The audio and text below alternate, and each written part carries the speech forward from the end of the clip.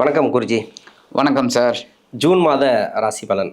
June மாதத்தில் கிரக நிலவரங்கள், அதாவது கிரகத்தோட நகர்வுகள், பயிற்சிகள், இது எப்படி எப்படி இருக்கும் அப்படின்றது ஒரு இன்ட்ரோ கொடுத்துருங்க. ஆன்மீகம் ப்ளஸ் நேயர்கள் அனைவருக்கும் ஜோதிட குருஜியின் இனிய வணக்கங்கள், வாழ்த்துக்கள். இந்த பதிவில் நம்ம ஜூன் மாத ராசி பலன் பார்க்க போகிறோம். கிரக அமைப்புகள் அப்படிங்கும்போது பார்த்திங்கன்னா, சூரிய பகவான் இதுவரைக்கும் ரிஷபராசியில் இருக்கார். ரிஷபராசிலேருந்து 15/6 அவர் மிதுன ராசிக்கு வரார். அடுத்தபடியாக சுக்கிர பகவான், அவர் பார்த்திங்கன்னா இப்போ வரைக்கும் மிதுன ராசியில் இருக்கார். அவர் 8ஆம் தேதி, அதாவது 8/6/2026 அவர் கடகராசிக்கு வந்துடுறார். கடகராசியில் குரு பகவான் 1ஆம் தேதியிலேருந்து பயிற்சியாகியிருக்கார். பயிற்சியாகி கடகத்தில் உச்சமடைந்து இருக்கார். அடுத்தபடியாக சனீஸ்வர பகவான், ராகு பகவான், கேது பகவான் மாறவே இல்லை. சனி பகவான் மீனத்துலேயும், ராகு பகவான் கும்பத்துலேயும், கேது பகவான் சிம்மத்துலேயும் தான் இருக்கார். அடுத்து முக்கியமான கிரகம் செவ்வாய். இந்த செவ்வாய் பார்த்திங்கன்னா மேஷத்தில் ஆட்சி அமைத்து சூப்பராக இருக்கார். அவர் 20/6/2026 அவர் ரிஷபராசிக்கு வந்துடுறார். அடுத்தபடியாக புத பகவான். இந்த புத பகவான் மிதுன ராசியில் மாத ஆரம்பத்தில் ஆட்சி அமைத்து அற்புதமாக இருக்கார். அவர் 22/6/2026 கடகத்துக்கு வந்துடுறார். கடகத்துக்கு அங்கே இருக்கார். அவரும் குருவோட சேர்ந்துடுறார். அப்புறம் 29/6/2026 மாத கடைசியில் அவர் இந்த புத பகவான் வக்ரகதி அடைகிறார். ஏன்னா சூரியன் கிட்டக்க இருக்கிறதுனால வக்ரகதி அடைகிறார். இந்த மாதத்தோட கிரக அமைப்புகள் இதுதான். மேக்சிமம் இந்த 3 கிரகங்கள் மாறலை, மற்ற கிரகங்கள் மட்டும் மாறுறது. செவ்வாய், சூரியன் அவங்கெல்லாம் மாறிட்டு இருக்காங்க. அந்த வகையில் ஒவ்வொரு ராசிக்கும் என்னென்ன பலாபலன்கள்ங்கிறத நம்ம இப்போ பார்ப்போம். இப்போ ஜாதகம் யாராவது சுய ஜாதகம் பார்க்கணும் அப்படின்னா என்னோடய வாட்ஸ்அப் நம்பர் கீழே கொடுத்துருக்காங்க, அதில் வாங்க. இப்போ இந்த பதிவுக்கு போகலாமா? சிம்ம ராசி. இந்த சிம்ம ராசிக்கு ஜூன் மாதத்துடைய பலன்கள், இந்த கிரக நகர்வுகளை வச்சு உங்களோட கணிப்பு எப்படி இருக்கும்? சிம்ம ராசி நேயர்களுக்கு இந்த மாதம் அற்புதமான ஒரு மாதமாக அமையும்னா இவங்க கையில் தான் இருக்குது. இவங்க தான் பண்ணணும், அதுக்குண்டான வேலைகளெல்லாம் இவங்க தான் பண்ணணும். ஏன் அப்படின்னா, இப்போ இந்த செவ்வாய் பகவான் இவங்களுக்கு பார்த்திங்கன்னா சூப்பரானது. 4/9 குடைய அதிபதி. இந்த 4/9 குடைய அதிபதி செவ்வாய் இவங்களுக்கு பாக்கியஸ்தானத்தில் இருக்கார், 9ஆம் இடம். 20ஆம் தேதியிலேருந்து அவர் ராசி மாதிரி ஜீவனஸ்தானத்துக்கு திக்பலம் அடைகிறார். ரொம்ப அற்புதம். ஏன்னா 3, 6, 10, 11 உபஜயஸ்தானங்கள் வெற்றி அடையக்கூடிய ஒரு வாய்ப்புகள் இந்த சிம்மராசினியர்களுக்கு கிடைக்குங்க. அடுத்தபடியாக இந்த சூரிய பகவான் இவங்களுக்கு சூரியன் பார்த்திங்கன்னா ராசிநாதன். சாதாரணமாக இந்த சிம்மராசினியர்களில் ஐஏஎஸ், ஐபிஎஸ் இந்த மாதிரி ஒரு உயர்ந்த பதவியில் தான் நிறைய பேர் இருப்பாங்க. அதுமாரி நல்ல ஹைட் அண்ட் வெயிட்டாக நல்லா இருப்பாங்க, ஆளுமை நிறைந்தவர்கள். அவங்களுக்கு இந்த சூரிய பகவான் இது வரைக்கும் எங்கே இருக்கார் அப்படின்னு பார்த்தீங்கன்னா 9ஆம் இடத்துல தான் இருக்கார். அவர் அப்படியே மாறி அவங்களுக்கு ஜீவனஸ்தானத்துக்கு வர்றார். அடுத்தபடியாக 15ஆம் தேதியிலேருந்து அவர் லாபஸ்தானத்துக்கு வர்றார் சூரிய பகவான். சூரிய பகவான் 10, 11 இருந்தாலே வெற்றி தான். ஸோ இந்த மாதம் அவங்களுக்கு சூரியன் ரொம்ப அனுகூலமாக இருக்க போகிறது. ஸோ சூரியனால் இவங்களுக்கு நிறைய ஒரு முன்னேற்றம் இவங்களுக்கு கண்டிப்பாக கிடைக்கும். அடுத்தபடியாக இதே லாபஸ்தானத்தில் சுக்கிர பகவான் இருக்கார். மாத ஆரம்பத்தில் சூப்பரான இது. மனசில் சந்தோஷம் இருக்கும், எடுக்கிற காரியங்கள் வருமானத்தை கொடுக்கும். அதேமாரி ஒவ்வொரு விஷயத்துலையும் உங்களுக்கு வெற்றி கிடைக்கும். அடுத்தபடியாக பார்த்திங்கன்னா இந்த சுக்கிரனே 8ஆம் தேதியிலேருந்து அப்படியே மாறுறார். மாறி எங்கே வரப்போகிறார் அப்படின்னா இவங்களோட விரயஸ்தானத்துக்கு வந்துடுறார், கடகராசிக்கு. விரய ராசியில் ஏற்கனவே குரு பகவானுக்கு இருக்கார்.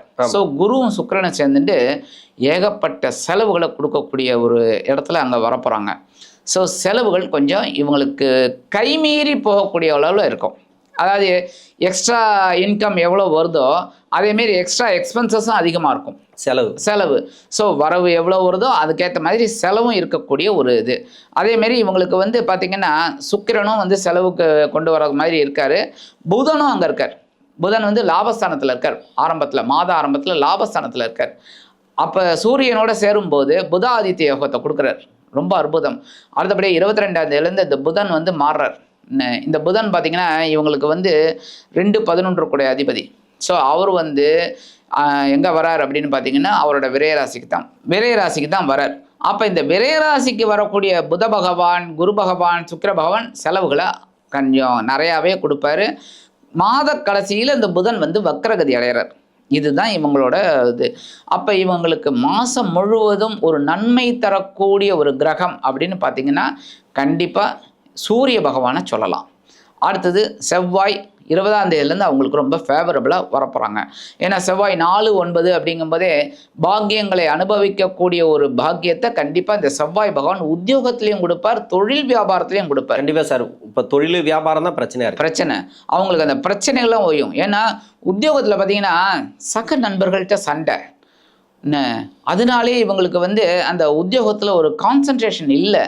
அதெல்லாம் இப்போ மாறும்போது இவங்களுக்கு ஒரு பாக்கியம். அதேமாதிரி தொழில் வியாபாரம்ங்கும்போது ரொம்ப அற்புதமாக இருக்கக்கூடிய ஒரு காலகட்டம் இந்த காலகட்டம்.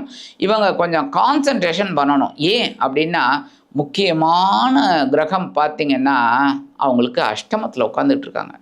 அதுதான் இவங்களுக்கு வந்து பெரிய ஒரு ட்ரபிள் கொடுக்கக்கூடிய ஒரு இதில் இருக்காங்க. என்ன அப்படின்னா 6-7 குடையவர் 8ஆம் இடத்துல இருக்கார். அதுதான் சனி பகவான்.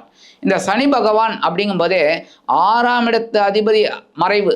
அப்போ 6ஆம் இடத்து அதிபதி 8ஆம் இடத்துல மறைகிறது ரொம்ப விசேஷம். கடன் குறையும் உங்களுக்கு. அதேமாதிரி உடல் ஆரோக்கியம் நல்லபடியாக இருக்கும். இந்த சண்டை சச்சரவெல்லாம் இவங்களுக்கு எகென்ஸ்டாக இருக்காது. ஆனால் அதே சமயம் 7ஆம் இடத்து அதிபதி அங்கே 8ஆம் இடத்துல மறைகிறார். அப்போ வாழ்க்கை துணையோட உடல் ஆரோக்கியத்தில் கவனமாக இருக்கணும். ஓகே. நிறைய பேருக்கு இந்த குழந்தை பாக்கியம் தேடிட்டு இருக்காங்க. அவங்களுக்குலாம் அபார்ட் ஆகிறதுக்கு வாய்ப்பு இருக்குது. ஏன்னா 8ஆம் இடம் கவனமாக இருக்கணும். அதுதான் கவனம்னு சொல்கிறேன். அதான் உணவு பழக்கத்தில் கவனமாக இருந்தாலே அது எல்லாமே நல்லபடியாக இவங்களுக்கு ஃபேவரபுளாக வரும். அதேமாரி முக்கியமாக பேச்சில் தான் கவனமாக இருக்கணும். ஏன்னா சனி பகவான் நேராக வந்து பேச்சில் தான் உட்காருவார். அதாவது நாக்கில் நம்ம பேசுகிற பேச்சு தான் நமக்கு கொண்டு வரும். அப்போ அதில் கவனமாக இருந்தாலே ரொம்ப விசேஷம். சரி, அடுத்தபடியாக இந்த ராகு கேது பார்த்தீங்கன்னா, கேது ஜென்மராசியில் வந்ததுலேருந்தே கொஞ்சம் இவங்களுக்கு குழப்பம் இருக்குது. வருமானம் இருக்குது, செலவு இருக்குது, சந்தோஷம் இருக்குது, குடும்பத்தில் ஒற்றுமை இருக்குது, கணவன் மனைவி ஒற்றுமை இருக்குது, எல்லாமே இருக்குது. ஆனால் குழப்பம் இருக்குது. ஏதோ இனம் புரியாத ஒரு கவலை, இனம் புரியாத குழப்பம், இதெல்லாம் இருக்குது. ஏன்னா கேது கொஞ்சம் கொடுத்துட்ருக்காரு. அதே சமயம் 7ஆம் இடத்துல ராகு. இது வரைக்கும் குருவோட பார்வையை வாங்கினால சமாளித்தாங்க. இப்போ ராகுவும் பார்த்திங்கன்னா 7ஆம் இடத்துல தனித்து இயங்க போகிறார். அப்போ ராகுவால் விளையக்கூடிய ஒரு இதெல்லாம் வந்து நம்ம கவனமாக இருந்தால் நல்லது. நண்பர்கள்கிட்ட சண்டை கூடாது. அதேமாரி வாழ்க்கை துணையை உடல் ஆரோக்கியத்தில் கவனமாக இருக்கணும். வாழ்க்கை துணையை கொஞ்சம் அனுசரித்து போகணும். அதை மாதிரிலாம் இருந்தாலே ரொம்ப விசேஷம். ஓகே. இப்போ வந்து விருச்சிக ராசிலையும் தனுசு ராசியில் மகர ராசியில் இந்த 3 இடங்களில் இப்போ இருக்கக்கூடிய இந்த மாதத்தில் இருக்கக்கூடிய கிரக நகர்வுகளோட பார்வை இருக்குது. ஆமாம். இது வந்து ஓரளவுக்காவது மாற்றத்தை கொடுக்குமா இந்த மாதத்தில்? ஏன்னா குருவோட சில கிரகங்கள் சேருது. இப்போ இந்த குருவோடு சேரும்போது நீங்கள் சொல்கிற மாதிரி விருச்சிகம், தனுசு, மகரம் பார்க்குறதுனால இவங்களுக்கு இந்த மகரத்தில் குரு பார்வை விழுறது, விருச்சிகத்துலேயும் குரு பார்வை விழுறது. ஆமாம். ஸோ குரு பார்க்க கோடி நன்மை. ஸோ அந்த இடத்த நம்ம வந்து டச்சே பண்ண வேண்டிய அவசியமே இல்லை. ஏன்னா அதற்குண்டான காரகத்துவம் கண்டிப்பாக கிடைக்கும். ஓகே. அப்போ இந்த விருச்சிகம் அப்படிங்கும்போது பார்த்திங்கன்னா 4, ஸோ 4, 5, 6 தான் விழுது.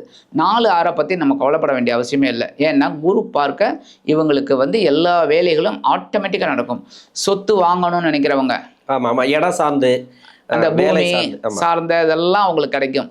சிம்மத்தில் இருக்கிறவங்க இதுமாரி கேள்வி கேட்டிருந்தாங்க. அதாவது இடம் சம்மந்தமாக பிரச்சனைகள் இருக்குது சார், தீருமா அப்படின்னு கேட்டிருந்தாங்க. இன்னொன்று வேலைக்கும் கேட்டிருந்தாங்க. அதையும் நான் சொல்கிறேன். அதனால தான் இந்த ரெண்டுமே கரெக்டாக இவங்களுக்கு கோஇன்சிடென்ஸாக அமையிறது. ஸோ சொத்தில் இருக்கிற பிரச்சனை தீரும். அதை சொத்து வாங்கணும்னு நினைக்கிறவங்களுக்கு சொத்து சேரும். அதே மாதிரி இந்த உறவுகள் கொஞ்சம் இவங்களை விட்டு வெளியில் போனவங்கெல்லாம் இப்போ இவங்களுக்கு ஃபேவரபுளாக வருவாங்க. அடுத்தபடியாக இப்போ இந்த கடன் சுமை கண்டிப்பாக குறையிறதுனால இவங்களுக்கு ஒரு மனசில் சந்தோஷம் இருக்கும். உத்தியோகம் நல்லபடியாக அமையக்கூடிய ஒரு வாய்ப்பும் இந்த குரு பகவானோட பார்வை கண்டிப்பாக இவங்களுக்கு கொடுக்கப்படுது. அதேமாரி அஷ்டமத்தில் வந்து சனி பகவான் இருந்தால் கூட குருவோட பார்வை விழுறதுனால எதையும் சமாளிப்பாங்க. ஆனால் பேசுகிற வார்த்தைகளில் மட்டும் கொஞ்சம் கவனமாக இருக்கணும். ஏன்னா இவங்க ஆளுமை நிறைந்தவர்கள். அதிகார பதவி அப்படிங்கும்போது அந்த அதிகாரம் அப்படிங்கும்போதே அவங்க கவனமாக இருக்கணும். சிம்மம்னாவே அப்படிதான். ஆமாம். அப்போ இதில் கவனமாக இருந்தால் தான். ஏன்னா சிம்மத்துக்கு அதிபதி சூரியன். அப்போ சனி பகவான் சும்மா விட்டுருவாரா? கண்டிப்பாக விட மாட்டார். அப்போ ஒரு குட்டி அடக்குவார். நீ எவ்வளோ பெரிய ஆளாக வேணாலும் இரு, என்ன எவ்வளோ பெரிய பதவியில் வேணாலும் இரு, உன்னை தூக்கிறதுக்கு என்னால் முடியும் அப்படின்னு சொல்லக்கூடியவர் சனி பகவான். அப்போ தூக்கிடுவார். அப்போ நான் கரெக்டாக நம்ம இருந்தோம் அப்படின்னா சனி பகவான் அனுக்கிரகம் கண்டிப்பாக கொடுப்பாரு. கொடுப்பார். நம்ம கரெக்டாக செஞ்சோம்னா கரெக்டாக கொடுப்பாரு. சனி பகவான் கொடுப்பார். ஸோ ஆட்டோமேட்டிக்காக அது சூரியன் ராசிநாதனாக இருந்தால் கூட கொடுப்பார். நிறைய பேருக்கு கொடுத்துருக்காரு. ஆமாம். அதே சனி வந்து நிறைய பேருக்கு வேலையில் உயர் பதவி, அதாவது அஷ்டம சனியில் கூட உயர் பதவி கொடுத்துருக்காரு. வேலையில் மாற்றம் கொஞ்சம் கஷ்டப்பட்டு மாறி இருக்கு, நல்லா இருக்கு. அதான் அதனால இவங்க அந்த கரெக்டாக இருந்தாங்கனாலே இந்த சனி பகவான் இவங்களுக்கு ரொம்ப ஃபேவரபிளாக இருக்கக்கூடிய ஒரு காலகட்டம். ஓகே, பரிகாரம், இந்த சிம்மராசிக்கு உண்டான பரிகாரம் அப்படிங்கும்போது இவங்க வந்து சிவன் கோயிலுக்கு போயிட்டு வர்றது ரொம்ப விசேஷம். நீங்கள் கேட்கலாம், இப்போ வைணவ சம்பிரதாயத்தில் இருக்கிறவங்க சிவன் கோயிலுக்கு போக மாட்டாங்களே, அப்போ அவங்களுக்கு என்ன அப்படின்னா அவங்க பெருமாள் கோயிலுக்கு தான் போகணும். ஏன்னா அவங்களுக்கு வந்து எல்லாருமே பெருமாள் தான். இஷ்டப்பட்ட கோயிலுக்கு போகலாம் சார், போகலாம் கிடையாது. இல்லை பார்த்துட்டு இருப்பாங்க, அவங்க வந்து சர்ச்சுக்கு போகலாம். இல்லை, தீவிர வைஷ்ணவர்கள்லாம் இருக்காங்க, அவங்க வந்து போக மாட்டாங்க. அப்போ அவங்க பெருமாளை வழிபாடு பண்ணுறது தப்பு கிடையாது. அதேமாதிரி நீங்கள் சொன்ன கருத்து ரொம்ப அற்புதம். ஏன்னா இப்போ நிறைய பேர் வந்து கிறிஸ்டின்லேயும் சரி முஸ்லீம்லேயும் சரி ஜாதகம் பார்க்க ஆரம்பிச்சிட்டாங்க. அது வந்து சயின்ஸ் தானே, நம்ம ஆன்மீகமாக பார்க்குறோம், அவங்க சயின்ஸாக பார்க்குறோம். எல்லாமே சயின்ஸ் தான், நம்ம ஆன்மீகமாக அதை சொல்றோம். கண்டிப்பாக. அதனால அவங்களுக்கு அந்த தெய்வ நம்பிக்கையெல்லாம் இருக்குது. தெய்வ நம்பிக்கை இல்லைன்னுலாம் கிடையாது, அவங்களுக்கும் இருக்குது. அப்போ அவங்கவுங்க இஷ்ட தெய்வம் வழிபாடு பண்ணுறது ரொம்ப விசேஷம். இந்த சிவன் கோயிலுக்கு போயிட்டு வர்றது ரொம்ப ரொம்ப விசேஷம். ஏன்னா இந்துக்கள் பெரும்பாலும் நிறைய பேர் ஜோதிடம் பார்க்குறதுனால இந்த மாத பலன் எல்லாருமே பார்க்குறாங்க. அதனால் சிவன் கோயிலுக்கு போயிட்டு வர்றது ரொம்ப ரொம்ப விசேஷம். திங்கக்கிழமை ரொம்ப விசேஷம். அதே ஞாயிற்றுக்கிழமை ஆதித்ய ஹிருதயம் கேட்குறதோ சொல்கிறதோ ரொம்ப ரொம்ப விசேஷம். அது மனசுக்குள்ளே தைரியம் கிடைக்கும், உடல் ஆரோக்கியம் கிடைக்கும். ஏன்னா ராமபிரான் வந்து ராவணனோட போர் புரியறதுக்கு முன்னாடி இந்த ஆதித்ய ஹிருதயம் ஸ்லோகம் சொன்னாரோ அகத்தியர் மூலமாக. அதுதான் விசேஷம். போரில் வெற்றி கிடைச்சிது. அதனால் நமக்கு எல்லாத்துலேயுமே வெற்றி கிடைக்கும். ஏன்னா வாழ்க்கையே போர் தானேங்க, போராட்டகளமான தானே இருக்குது. அதனால் இந்த போராட்டத்தில் நம்ம நீந்தி வரணும், வெற்றி அடையணும். அப்போ ஆதித்ய ஹிருதயம் கேட்குறது ரொம்ப விசேஷம். ஆக இந்த சின்ன பரிகாரம் பண்ணாலே இவங்களுக்கு இந்த மாதம் ஜூன் மாதம் அற்புதமான ஒரு ஏற்றம் தரக்கூடிய மாதமாக கண்டிப்பாக அமையும் என்று கூறி விடைபெறுகிறேன். நன்றி.